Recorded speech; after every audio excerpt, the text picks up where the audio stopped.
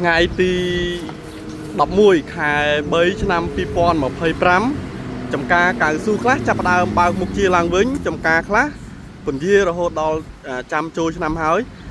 នេះគឺជាទីតាំងដេប៉ូនៅក្នុងខេត្តរតនគិរីមួយផងដែរដេប៉ូចន្ទថាតនេះបងប្អូនទីតាំងដេប៉ូគឺនៅប្រឆិតធនាគារ ABA ឆ្នាំបាញ់កៅស៊ូ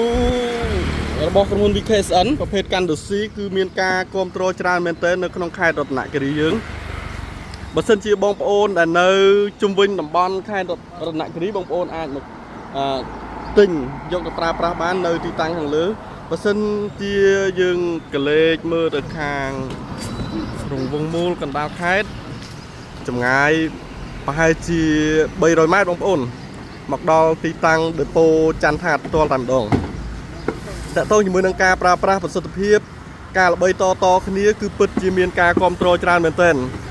បើសិនជាបងប្អូនមានតម្រូវការលើការប្រើប្រាស់លើដំណាំកៅស៊ូការបាញ់ថែទាំការបាញ់ព្យាបាលបងប្អូនអាចខមមិននៅខាងក្រោមវីដេអូឬក៏ឆាតចូលเพจផ្ទាល់ដើម្បីប្រឹក្សាជាមួយនឹងក្រុមការងារបច្ចេកទេសរបស់យើងដោយឥតគិតថ្លៃ